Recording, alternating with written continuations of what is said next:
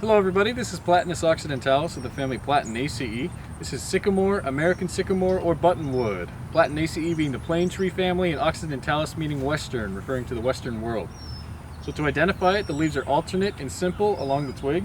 You'll notice the one that I'm holding is quite large. They won't always be that large, but again, they can get this big. You'll notice it kind of looks similar to a maple, and there's a few differences that'll draw you away from that. Number one is the chordate base. You'll notice it kind of curves backwards towards the petiole, so we're going to call that a roughly chordate base.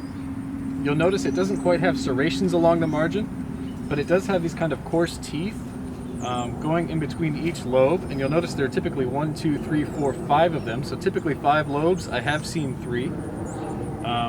There is pubescence on the underside, on the midvein, and also on the petiole, so that's a pretty good key. Remember, maples are pretty much totally glabrous. The twig itself on younger shoots is also pubescent. If you go to the petiole, right at the base it swells and it looks almost like a suction cup as you pull it off. That's because the petiole actually grows around the bud, and the bud is quite large and pointed. So if you go to a twig, pull off the leaf at the petiole, you'll notice it kind of forms that suction cup, and you'll see the bud right where you pulled off that leaf. So it's a very distinct leaf scar, and that should also help you out. If you go towards the twig, where the leaves attach, you will find stipules, and they're leafy and green. They kind of look like mini sycamore leaves. Those should persist into winter. They will dry out and brown out on the twig, and they should stay there. I don't believe they form the same stipular scars as in the magnolia family, but just remember there are stipules. The bark, as you can see behind me here, it's pretty distinct. You have this kind of brown, sometimes it gets darker brown, but it's this cobbly or peely bark, especially as you get on the older stems. When it's younger, going up, you'll notice it's kind of this white color or this cream color. And when you get up way in the branches, those branches are almost totally white. So that whitish color is a super distinct characteristic on this bark, because it develops over time, and it may be a kind of cream or a green or brown color as it develops that flakiness.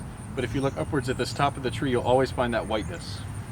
This is, again, Dr. Jeffrey says this is a tree you can identify going down the highway as you go over bridges, because you'll see that white bark sticking up right at the edges of creeks and streams. Super distinct. The fruit, which I'm holding here, is an aggregate of achenes, and it's called that because all of these fruits form together, and then when this matures and browns later in the fall, it will break open into a bunch of little fruits and seeds that will disperse by water. So this is a water dispersed plants. But really what you should be able to identify is this hanging. We're not just going to give you one individual part of the fruit. Remember, be as specific as possible when IDing or when answering a quiz question.